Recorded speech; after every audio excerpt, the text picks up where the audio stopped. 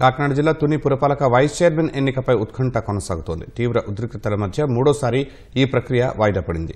ఈ క్రమంలో రేపు జరగబోయే ఎన్నికకు నియోజకవర్గంలోని ప్రతి వైసీపీ కార్యకర్త తరలివచ్చి కౌన్సిలర్లకు కాపలాగా ఉండాలంటూ మాజీ మంత్రి దాడిశెట్టి రాజా వ్యాఖ్యలు చేశారు.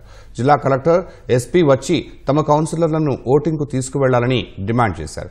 రాజా వ్యాఖ్యలపై టీడీపీ నేతలు మండిపడ్డారు. తునిలో అల్లర్లు సృష్టించేందుకే ప్రయత్నిస్తున్నారని దుయ్యబట్టారు.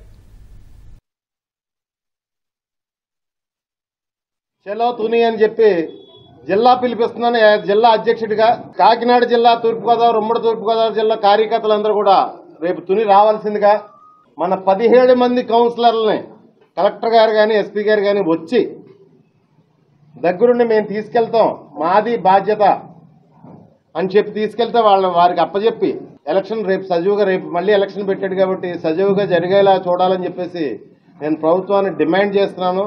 అల్లర్లు సృష్టించాలి, దౌర్జన్యం చేయాలి, మరలా గొడవలు సృష్టించాలన్న ఉద్దేశంతో మీరు ఇవాళ కాకినాడ జిల్లా పిలుపునిచ్చారు.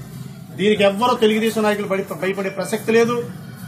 అధికారాన్ని ఉపయోగించుకోవడం మాకు అనవసరం, మాకు అక్కర్లేదు.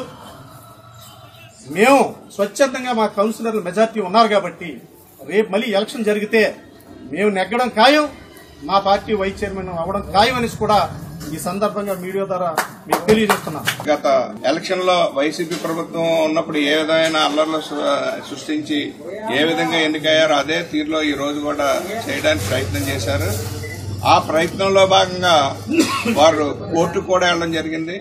వాళ్ళు కోర్టుకు వెళ్లి అన్ని రకాల బందోబస్తుతో అన్ని కూడా పోలీస్ ఫోర్స్ అన్ని కూడా తీసుకుని ఈ రోజు తెలుగుదేశం పార్టీ మీద, తెలుగుదేశం నాయకుల మీద బురద జల్లుతున్నారు.